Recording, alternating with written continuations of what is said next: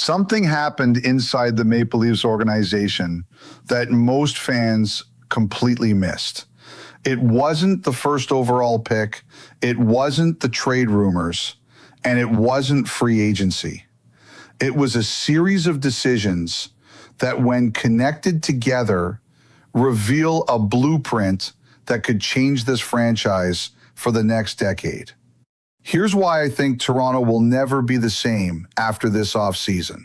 The biggest mistake people are making right now is assuming this offseason is about replacing one player or filling one position. It isn't.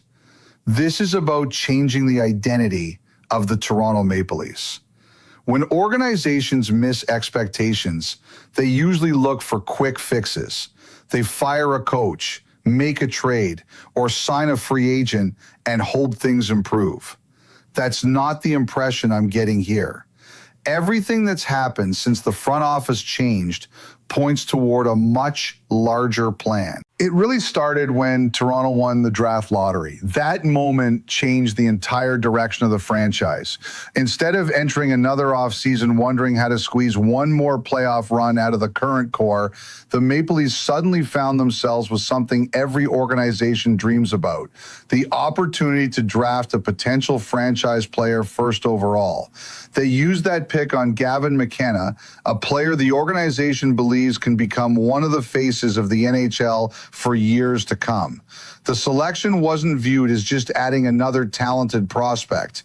Internally, the belief is that players like McKenna have the ability to reshape an entire franchise. Here's what caught my attention even before the draft. The messaging coming from the front office wasn't centered on immediate results. Instead, the focus was on long-term impact. John Chayka spoke about identifying the player who would become the best over the course of his career, not simply the player who could contribute the fastest. That's an important distinction because it tells me this management group is thinking several years ahead, not just about next season. From what I've been told, that's become the foundation for every decision they're making. Every trade discussion, every contract evaluation, every roster decision is being measured against one question: does this help build a sustainable contender, or is it simply solving today's problem? That's why I don't believe McKenna is expected to carry this franchise immediately. There will naturally be enormous expectations. Whenever you're the first overall pick in Toronto, the spotlight is impossible to avoid. Austin Matthews experienced it. Every elite prospect experiences it. But internally, the organization appears determined to develop McKenna the right way instead of rushing him simply because of the market. His talent isn't in question. The challenge is making sure the environment around him allows him to reach his full potential. Now, here's where everything starts connecting.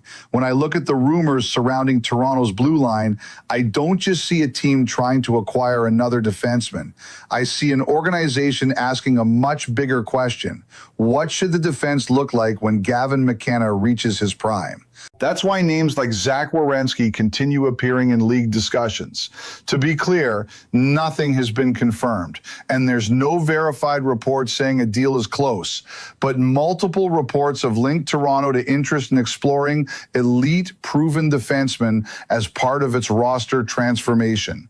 Whether those conversations ultimately lead to Werenski or another player is almost secondary. The important takeaway is that the Maple Leafs are clearly exploring ways to build a stronger foundation on the blue line. The same applies to Morgan Rielly. I've seen plenty of fans immediately assume that any mention of Rielly in trade speculation means the organization wants to move on from one of its longest-serving leaders. I don't think it's that simple. Here's what I'm hearing. The Maple Leafs aren't looking at this emotionally. They're evaluating every major contract on the roster through the lens of where this team wants to be 3, 4, and 5 years from now. That doesn't automatically mean Rielly is getting traded. In fact, John Chayka has publicly downplayed the likelihood of moving him. At the same time, league insiders continue to believe teams are asking questions because Rielly remains one of the most respected defensemen available if Toronto ever chose that path. That's an important difference. Interest from other teams doesn't equal availability, but it does tell me something else. General managers around the NHL believe Toronto is open-minded enough to at least listen. That's very different from previous years when certain players felt completely untouchable. Under this new management group, I'm getting the sense that almost every decision begins with one principle. If a move genuinely makes the organization stronger over the long term, it deserves consideration. That's a philosophical shift more than anything else. Another thing that stands out to me is how often the word collaboration has come up since the new hockey operations group took over. When Chayka has spoken publicly, he's emphasized alignment between the front office, the coaching staff, scouting, and player development. That may sound like standard executive language, but around the NHL, it's viewed as a meaningful change.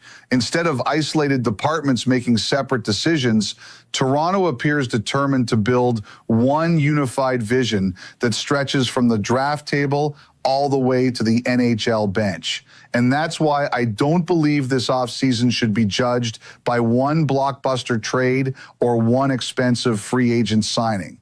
The real story isn't whether the Maple Leafs acquire Zach Werenski. It isn't whether Morgan Rielly remains part of the organization. It isn't even whether Gavin McKenna makes the opening night roster. The real story is that for the first time in years, every major decision appears connected to one long-term blueprint rather than a series of short-term reactions. From where I'm sitting, that's the biggest change of all. Because when an organization finally commits to a single vision, every move starts making more sense. The draft pick makes sense. The patience makes sense. The willingness to explore trade possibilities makes sense. Even the rumors themselves begin fitting into a larger picture. And the deeper I dig into what's happening around the league, the more convinced I become that this blueprint is still only in its opening chapter. But here's the question I keep coming back to. What does success actually look like for this organization now? For years, success in Toronto was measured almost entirely by what happened in the spring.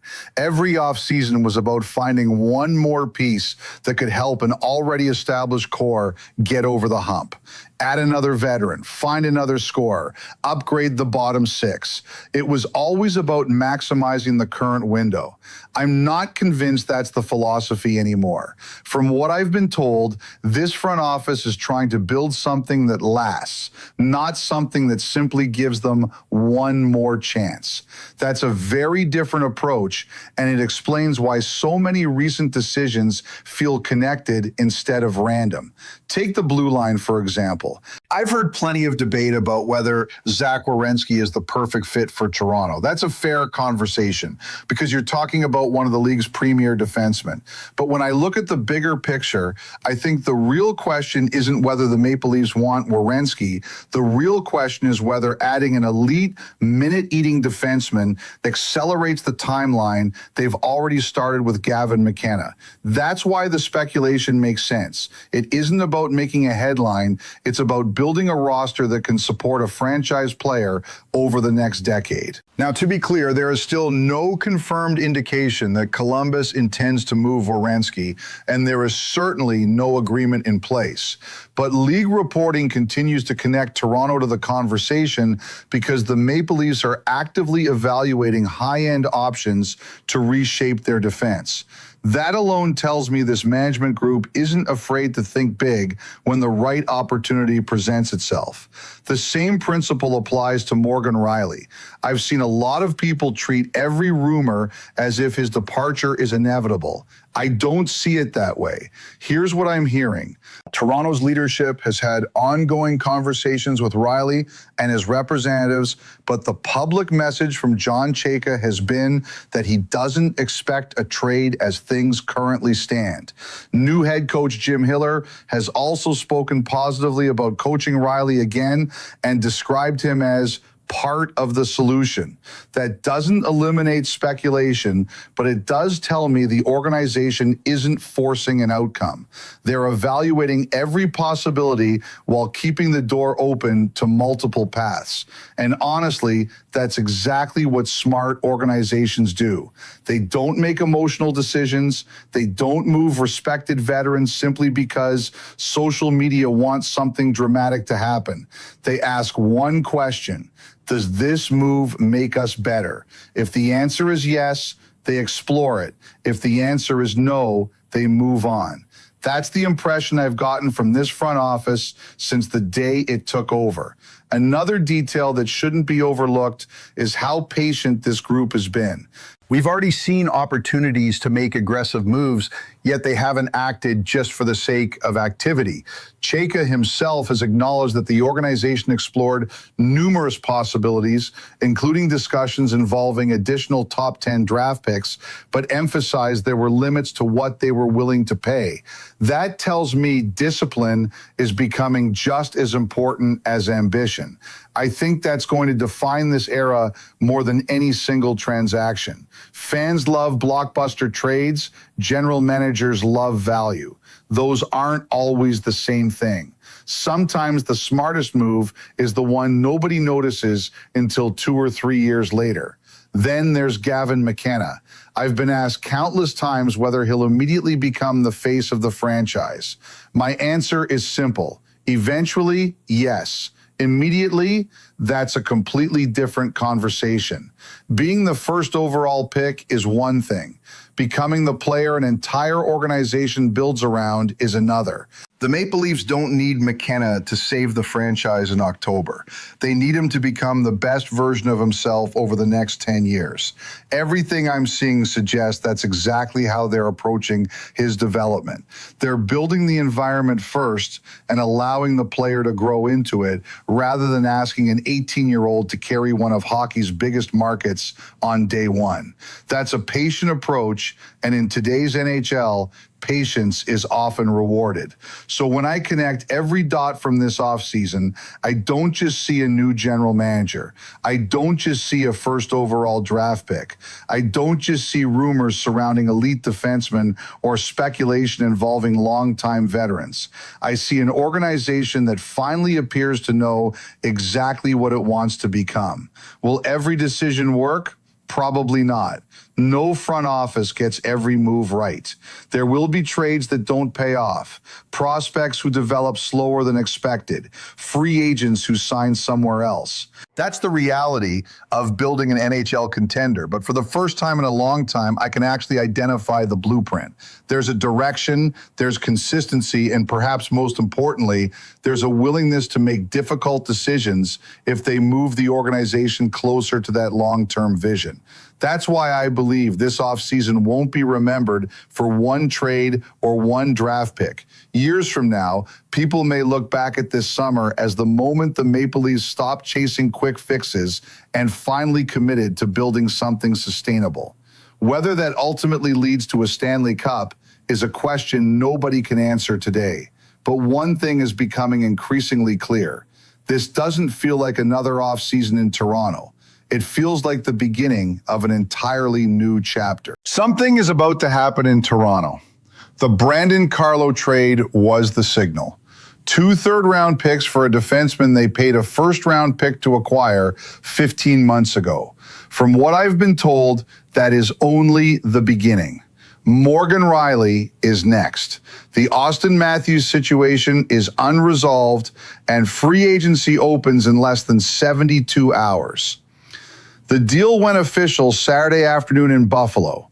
Toronto sent Carlo to the St. Louis Blues for picks 73 and 76 in the 2026 NHL draft. The Leafs turned around and used those picks on wingers Zach Olsen and defenseman Mans Gudmundsson. Now let's put that return in context. 15 months ago, the Maple Leafs gave up center Fraser Minton, a top 5 protected first-round pick, and a 4th-round pick to acquire Carlo from Boston at the 2025 trade deadline. They paid a first-round pick to get him. They got back 2/3 to move him. This is a sell low. There is no other way to describe it. Carlo is 29 years old, 6'5", 227 pounds, 1 year left on his contract at $4.1 million against the cap. He was second on the Maple Leafs in plus minus this past season at +8, behind only Chris Tanev at +13. 7 assists in 55 games, no goals, no points in 10 playoff contests. The offensive numbers were never the point. The role was. Carlo was a legitimate penalty killer. He was insurance for Tanev, who turns 37 in December and played just 11 games last season.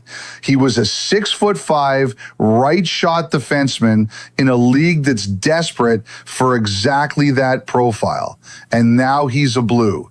John Chayka, the new Maple Leafs general manager, defended the move after the draft. Here's exactly what he said. I think it was a tough decision overall. Ultimately, we felt like the value was there for us in terms of future value and opportunity to restock the cupboards a bit.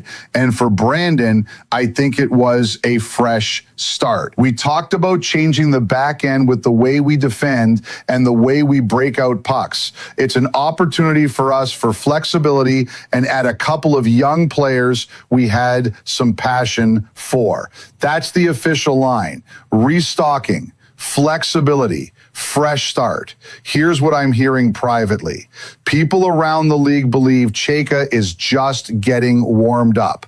The Carlo trade was about salary cap, about age curve, about changing the culture on the back end. From everything I've been told, Toronto is still active in trade conversations heading into Wednesday. Morgan Rielly is the name that keeps surfacing. ESPN officially listed Rielly on their NHL trade candidate rankings this week, and Rielly himself did not push back when asked about his future. His exact words, change is going to happen, and as an athlete, you have to be prepared for that. That is not the answer of a player who expects to be in Toronto on opening night. League sources have pointed out that Rielly checks every box Chayka is targeting. Younger return, cap flexibility, a different skating profile on the back end. Those are the same boxes Carlo checked. We just saw what happened to Carlo. The right shot defense depth chart in Toronto is now thin. After Darren Radish, who Toronto acquired from Tampa Bay 2 weeks ago and signed to an 8-year contract, the depth chart reads Chris Tanev, then William Villeneuve or Ben Danford. That is the entire right side. Tanev is 36. He played 11 games last year. That brings us to Wednesday, July 1st. Free agency opens at noon. After the Carlo trade, John Chayka has $22.28 million in projected cap space. That is the most cap room the Maple Leafs have carried in 10 years. The last time they had this much flexibility, they were drafting Austin Matthews.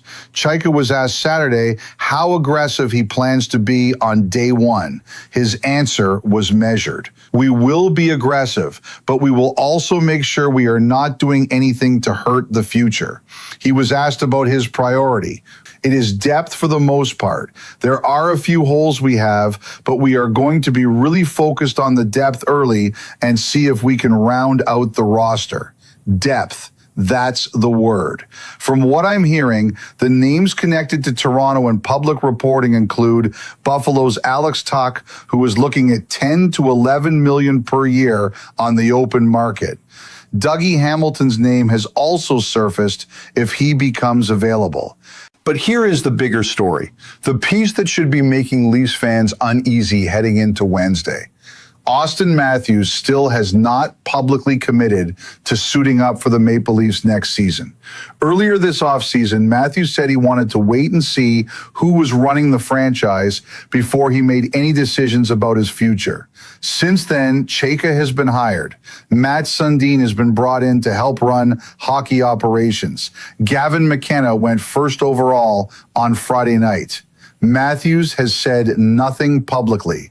From the reporting available, the expectation is that Matthews will be back, but there has been no statement, no commitment. And given the way this offseason has gone for the Maple Leafs, the silence from the captain's room is starting to feel louder. Over in St. Louis, the mood is the opposite.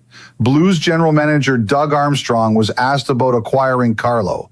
Here's exactly what he said. We're excited that he's got size, 6'5", 227 pounds, and length, his ability to kill plays, his experience, I think. Armstrong added that Carlo joins a defense core that now includes Philip Broberg, Colton Parayko, Cam Fowler, and Carlo himself, with younger players like Logan Mailloux pushing for time. Worth noting, the Blues are coached by Jim Montgomery, who had Carlo in Boston. That fit was easy to see. The Bruins retained 15% of Carlo's salary on the original trade.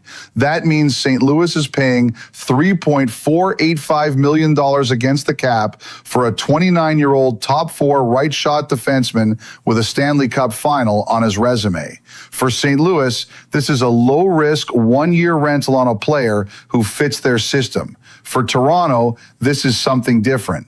This is a signal.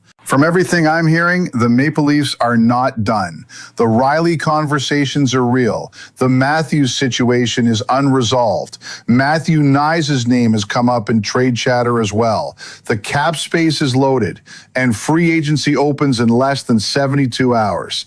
I'm watching the next 48 hours closely. Based on what's already been reported this week, the Carlo trade may end up being the smallest move John Chayka makes this offseason.